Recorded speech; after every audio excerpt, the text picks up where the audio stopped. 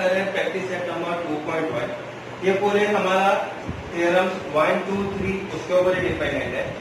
Plus मैं आपको है ना बहुत इजी वे में आपको समझा दूंगा। वैसे भी एक बार आप देखेंगे तो आपको तुरंत समझ में आ ही जाएगा how it works and how we are getting the angles measurement also. So let's get start with question number 1।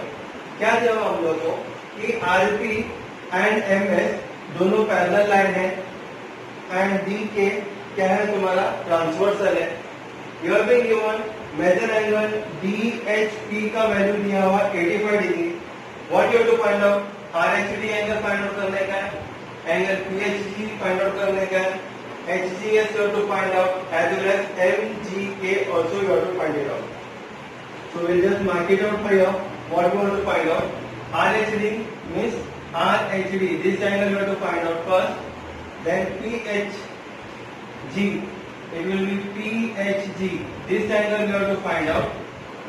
PHG. Then comes what? HGS. So HGS will be here. And MGK will be here. So like this way we have to find out all the 4 angles. तो हम लोग क्या करेंगे अभी? First angle से start करते हैं, angle RHD से। Now if you see the diagram carefully, अगर हम लोग देखेंगे ये दोनों एंगल, ये एंगल तो उसका वैल्यू दिया हुआ 85 डिग्री, ये एंगल फाइंड आउट करने का है। अगर आप ध्यान देंगे दोनों एंगल मिला के क्या होता है, एक स्ट्रेट लाइन बनता है। तो angles in a linear pair it is happening. So we write down here, right? Answer measure angle DHP plus measure angle DHR और you can say RHD, H alphabet बीच में आता है। Let what RHD is equal to 180 degree. Reason will be angles in linear pair. यानी दोनों angle मिलके एक line के ऊपर ही आता है। अभी therefore DHP का वैल्यू कितना दिया है? 85 डिग्री गिवन। हम लोग लिखेंगे यहाँ पे 85 degree plus measure angle RHD is equal to 180 degree. Therefore, measure angle RHD is equal to क्या होगा? 180 डिग्री। ये प्लस 85 है, इक्वल टू का राइट हैंड साइड जाने के बाद क्या होगा? Minus 85 degree. So getting the answer as 95 degree. That's it. So we got the answer as 95 degree. We'll write it down here as 95 degree. तो इसका वैल्यू मेरे पास आ गया 95 डिग्री। किसका? DHR का वैल्यू आया 95 डिग्री। अगर आप ध्यान देंगे तो DHR ये जो एंगल है, इधर का एंगल और इधर का एंगल आमने सामने है। आमने सामने है का मतलब क्या हो गया? ये वर्टिकली ऑपोजिट एंगल बनते हैं। तो जो इसका मेजरमेंट 95 है वही इसका भी मेजरमेंट है 95 degree. What the concept here? तो हम लोग यहाँ पे लिखेंगे measure angle DHR or you can say RHD. RHD is equal to measure angle, what it will be? PHG. I write down here PHG is equal to how much degree it is? 95. तो ये भी कितना होगा? 95 degree. तो right here 95 degree. Reason will be what? Vertically opposite angle. Vertically opposite angle का मतलब क्या होता है? आमने सामने। इसके सामने वाला ये है, ये 95 है, तो ये इधर का एंगल भी 95 डिग्री है और ये इधर का डिग्री 85 डिग्री दिया हुआ है, ये भी कितना होगा? 85 degree. Now what we want? Third angle HGS, इसका वैल्यू फाइंड आउट करने का। आई राइट हियर 95 डिग्री इसका हो गया। So you all know what? We know that दोनों एंगल मिलके क्या हो जाता है? ऊपर का और नीचे का angle. This angle and this angle makes a pair of what? Interior angle. Interior angle को हम लोग ऐड करते हैं तो उसका वैल्यू कितना देते हैं 180 degree. So what will write measure angle PHG plus measure angle HGS is equal to 180 degree. I write it down interior angle. क्या बन गया ये इंटीरियर एंगल, यानी इधर का और ये इनसाइड और ये इनसाइड, ये दोनों एंगल मिलके कितना हो गया, दोनों को प्लस करेंगे तो 180 डिग्री. तो दिस एंगल मेजरमेंट हमारे पास है, PHG का वैल्यू कितना है 95 degree. So write here 95 degree plus measure angle HGS is equal to 180 degree. Therefore, measure angle HGS कितना आएगा 180. ये प्लस 95 इधर आएगा तो minus 95. You can write here minus 95. So it will be 85 degree. ये हमारा एक तरीका हो गया, ऐसा हम लोग को 85 मिलेगा. ये तो दूसरा तरीका like this way, measure angle DHP यानी ये angle is equal to measure angle HGS is equal to 85 degree. Reason आप देख सकते हो, corresponding angles. So either you can do in this method or you can put your corresponding angle. You will be getting the answer as 85 degree only. So you can use any of the two methods. Now अगर ये अगर 85 degree है तो इसका measurement कितना, अगर आप ध्यान देंगे इसके सामने ये एंगल है तो क्या बन गया, ये वर्टिकली ऑपोजिट एंगल. ये 85 है तो इसका भी मेजरमेंट 85 डिग्री है. तो हम लोग क्या लिखेंगे, measure angle HGS is equal to measure angle MGK is equal to 85 degree. Reason will be vertically opposite angle. What the concept clear? So very easy it is. We'll handle the final answer. Like angle RHD is equal to 95 degree. Angle PHG is equal to 95 degree. And angle HGS is equal to 85 degree. Angle MGK is equal to 85 degree. This is how you can solve the sums. आपसे दो बार मेरा video आप देख लो, तीसरे बार आपको आ ही जाएगा, because it is very very simple. Will see with the second question now.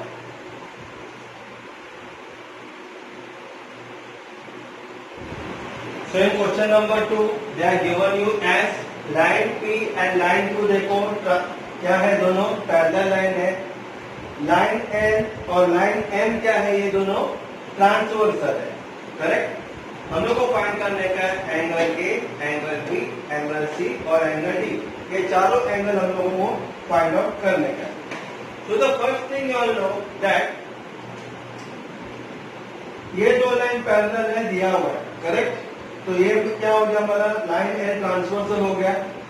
तो एंगल A देखो और 110 देखो, दोनों मिलके कितना हो गया 180 degree. Because they make a linear pair. एक लाइन में ही है ना दोनों एंगल. ये एंगल और ये एंगल मिलके कितना होता है 180 degree. Because they are there in a straight line. So what will say here, हम क्या लिखेंगे यहाँ पे, angle A plus 110 degree is equal to 180 degree लिखेंगे हम लोग.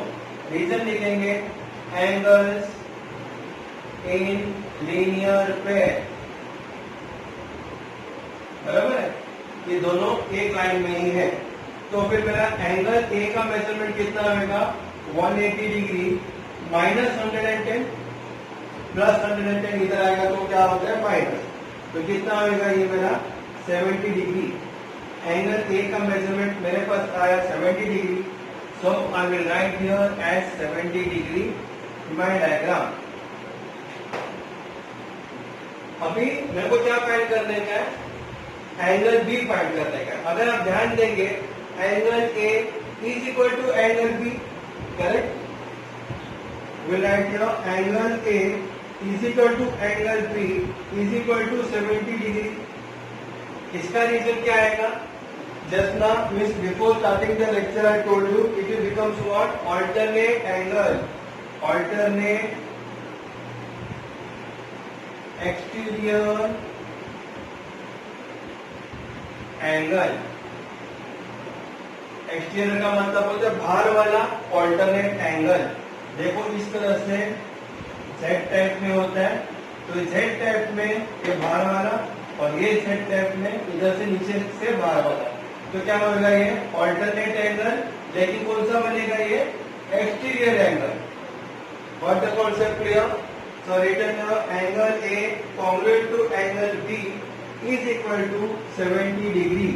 तो मेरा एंगल बी का भी मेजरमेंट आ गया as almost 70 degree.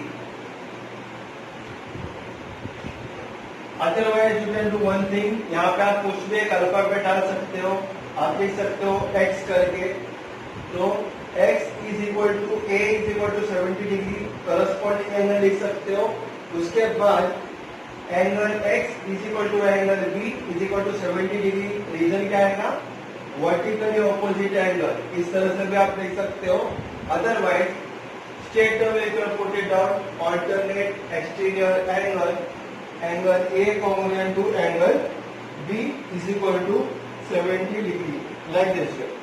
Now what we want here, we want angle c also. अभी वापस आप देखेंगे दो लाइन पैरेलल है और ये ट्रांसवर्सल है, ये और ये पैरेलल है, m इज ट्रांसवर्सल, तो एंगल c किसको इक्वल होएगा 115 को। रीजन क्या आएगा, corresponding angles.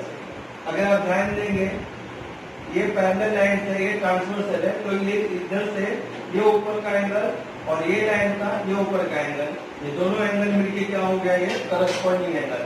We will say angle C is equal to 115 degree. The reason we write it down as corresponding angle. क्या बनता है ये करस्पॉन्डिंग एंगल बनता है। वापिस अगर आप ध्यान देंगे ये दोनों एंगल मिलके क्या बनते हैं, लीनियर पे एक लाइन में आते हैं, तो फिर दोनों को प्लस करेंगे तो उसका मेजरमेंट कितना आएगा 180 degree. We'll write down 115 degree plus angle D is equal to 180 degree. Reason हम लोग क्या लिखेंगे, angles in linear pair, बराबर है। एक लाइन में ही अगर दोनों एंगल आते हैं तो क्या लिखेंगे, एंगल्स इन लीनियर पेयर, और दोनों को ऐड करते हैं तो उसका वैल्यू आता है 180। तो फिर Therefore, angle D का मेजरमेंट कितना आएगा 180 degree minus 115. So how much will be getting here? 65 degree. So we got the answer of angle D is equal to 65 degree. We write here 65 degree. और इसका measurement है 150. तो अगर आप देखेंगे तो it is very easy sums. If you understand the concept, ना concept समझ में आएगा तो फिर बाकी का तुरंत फटाफट आप सबका वैल्यू निकाल सकते हो। Now will see question number 3 now. So in question number 3 they are given you like line N parallel है लाइन एम को, as well as line N भी पैरेलल है लाइन पी को, यानी दोनों लाइन और नीचे का दोनों लाइन एक दूसरे को पैरेलल है। They are given you here as 45 degree. You have to find angle A, angle B and angle C. हम लोग ने कंसीडर किए यहाँ पे एंगल D करके। So we write it here. Consider angle D as shown in the figure. So this is our consideration D angle. Correct? तो अगर आप ध्यान देंगे तो फिर क्या पता चलता है, ये दो लाइन एक दूसरे को पैरेलल है L और M। मैंने लिखा यहाँ पे गिवन, ट्रांसवर्सल कौन सा आएगा बाद में, P करके आएगा ना, क्योंकि ये एंगल और ये एंगल इक्वल है करके बताने का। So we have to write what, where line P is transversal. अगर लाइन P ट्रांसवर्सल है तो फिर क्या होगा, angle D is equal to 45 degree. Reason ये डी एंगल और ये 45 डिग्री, डी का वैल्यू 45 डिग्री। क्यों? इधर का ये एंगल ऊपर वाला एंगल है और इधर से ये एंगल ऊपर वाला है, तो क्या बन गई है? Upside of stress, it becomes a corresponding angle. So write the reason as corresponding angles. Reason लिखा हम लोग ने करस्पॉन्डिंग एंगल, हर एक का हम लोग को रीजन लिखना कंपल्सरी है। It is that half marks in your examination. So now if this D is also value, we are getting it as 45 degree, and if you see the diagram properly, so what we are getting now is angle A plus angle D मिलके कितना होता है? 180 degree. The reason of that is it makes angle A plus angle D is there on the straight line। कहाँ पे ये? एक straight line के ऊपर है। अगर स्ट्रेट लाइन के ऊपर है तो फिर लीनियर पेयर बनते हैं। हम लोग लिखेंगे therefore angle A plus angle D is equal to 180 degree। The reason we write it down is angles in linear pair। तो लीनियर पेयर में आ गया तो फिर एंगल A प्लस D का वैल्यू है 45 degree is equal to 180 degree हो गया। Therefore एंगल A का वैल्यू कितना होगा? 180 डिग्री प्लस 45 इक्वल टू का राइट हैंड साइड में जाएगा तो होता है -45। So we getting the answer as 135। Correct? तो आपको इसका आंसर कितना आएगा? 135 degree. So angle A is where here, so that becomes my 135 degree. और भी सब डायग्राम को ही देख लो, एंगल A और एंगल B क्रॉस में है तो एंगल A का मेजरमेंट 135 है तो B का भी वैल्यू कितना रहेगा? 135। Reason vertically opposite angles. So we write it down here, angle A is equal to angle B is equal to 135 degree. Reason what we write it down? Vertically opposite angles. तो ये हमारा क्या हो गया? Vertically opposite angle. तो फिर B में मैं लिखता हूं 135 degree. Now again if you see the diagram carefully, line P और लाइन N क्या है? पैरेलल लाइंस है, दिया हुआ है देखो, line N line P parallel lines given. अभी ट्रांसवर्सल किसको पकड़ेंगे हम लोग? लाइन M को ट्रांसवर्सल पकड़ते हैं तो क्या होगा? एंगल C और एंगल B, यानी ये दो पैरेलल लाइन है, ये ट्रांसवर्सल है, तो पैरेलल लाइन के नीचे वाला ये एंगल और इधर से नीचे वाला ये एंगल मिलके क्या बनता है? ये करस्पॉन्डिंग एंगल। तो फिर एंगल B और एंगल C का मेजरमेंट कितना होगा? Equal 135 degree. So we write it down कि what will write it now? Line M now. M is a transversal. Where line M is a transversal, therefore angle C is equal to angle B is equal to 135 degree. Reason we write it down, corresponding angles. So like this way we have completed question number 3.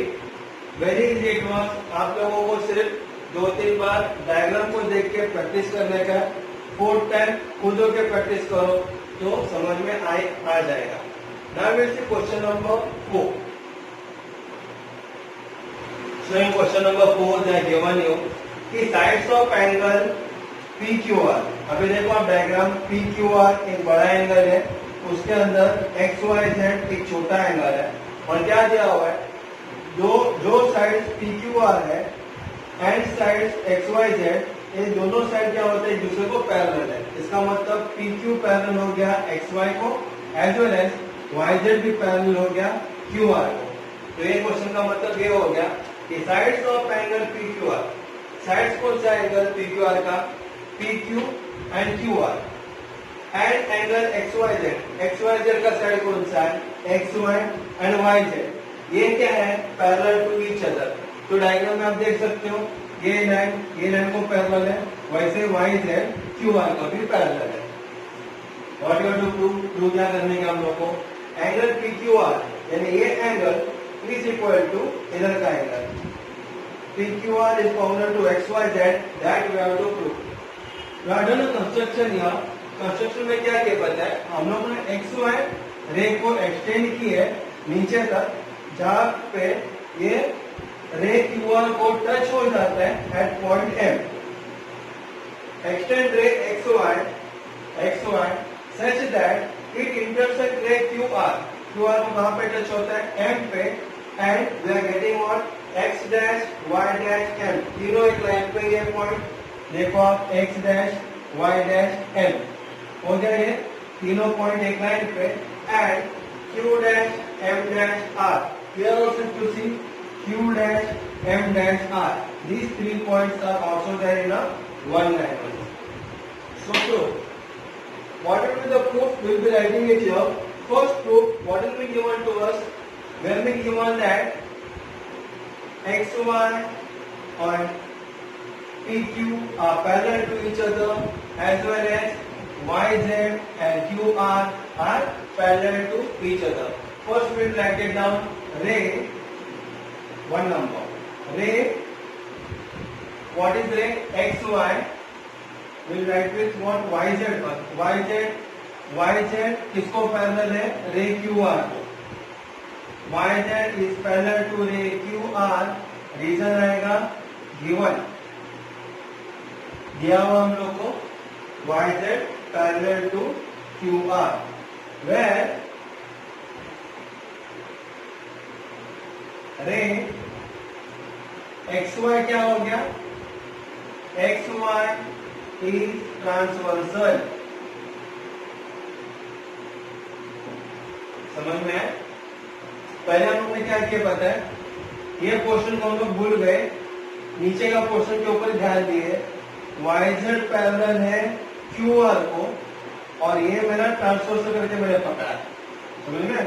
This line is parallel to down line and this line is what? Transversal. अगर transversal आता है तो फिर मेरा क्या होगा? ये इधर का एंगल और इधर का एंगल मिलके क्या बनेगा? वो corresponding angle. Correct? So what I will right it down? Therefore second point, angle XYZ is parallel to angle XMR. Reason will be what? Reason will be corresponding angle.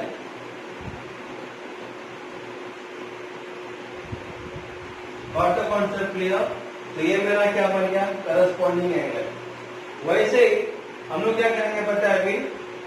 PQ and XY are parallel to each other, वो लिखेंगे हम.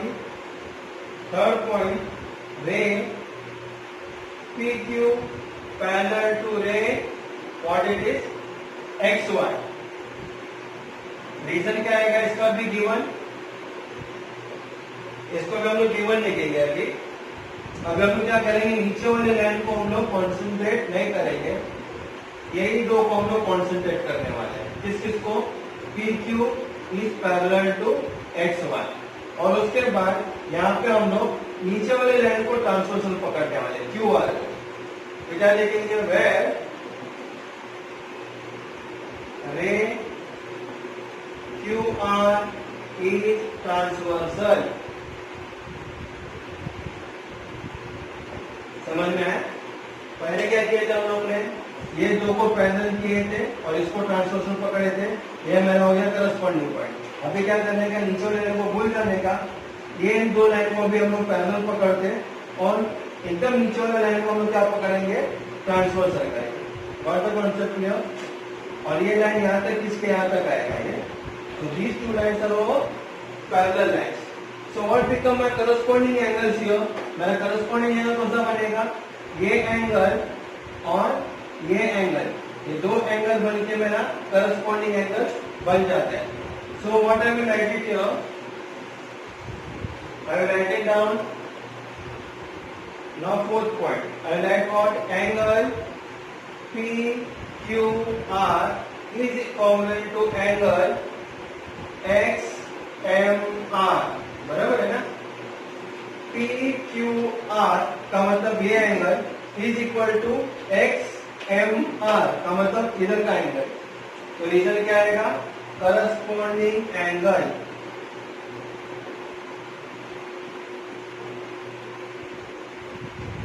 That become my corresponding angle.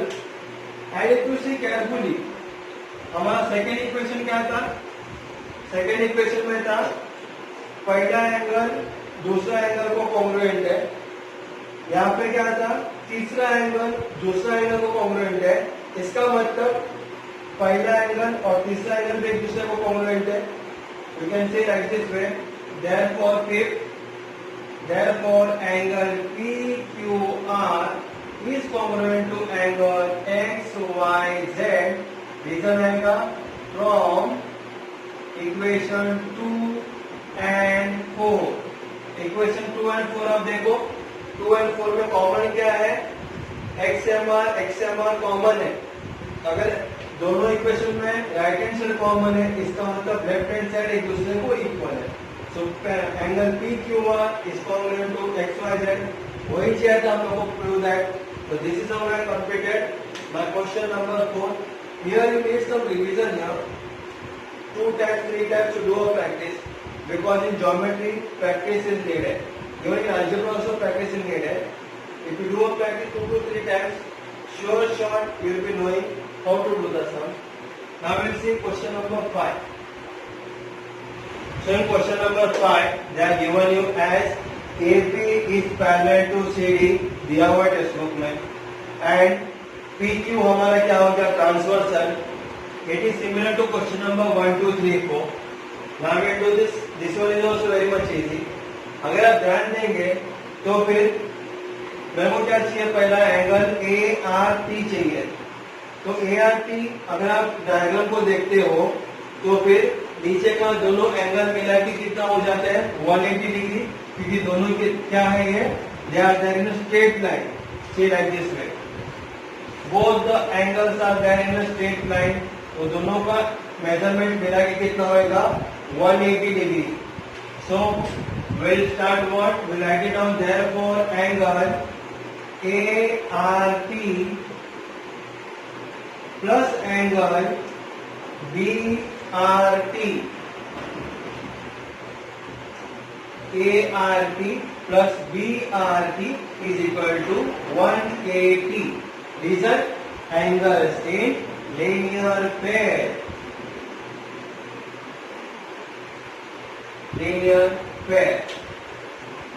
So we'll write down the value.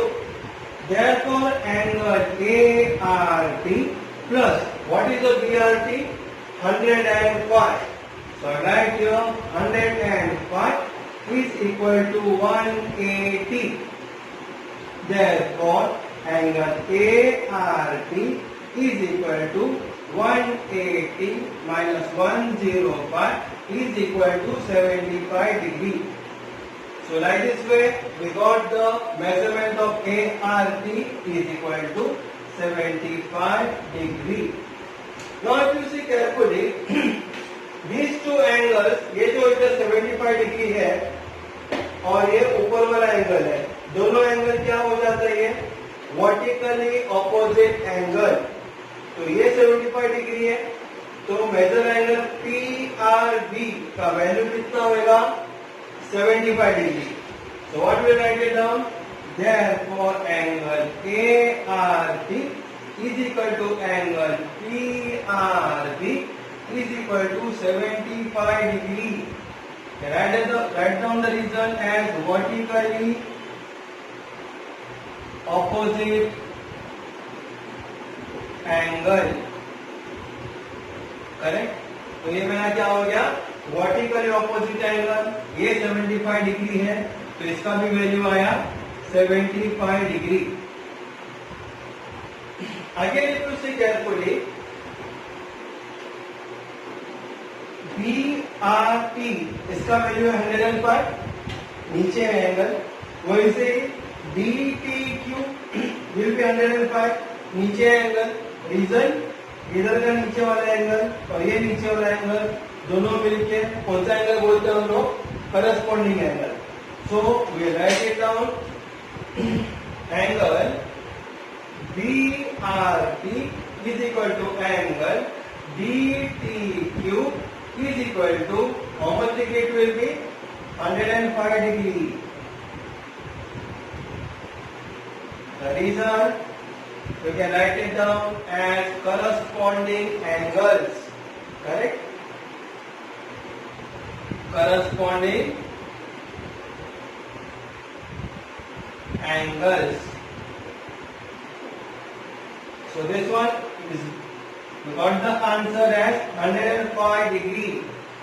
Again, अगर आप transversal का left hand side देखेंगे तो ART ये नीचे वाला एंगल है, is equal to angle CTQ ये भी नीचे वाला एंगल है, दोनों का मेजरमेंट सेम रहेगा, क्यों, corresponding angle.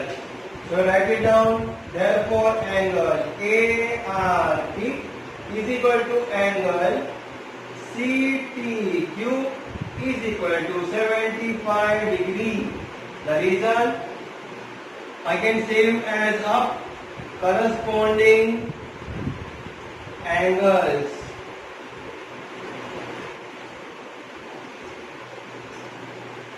So this is how we have completed practice set number 2.1.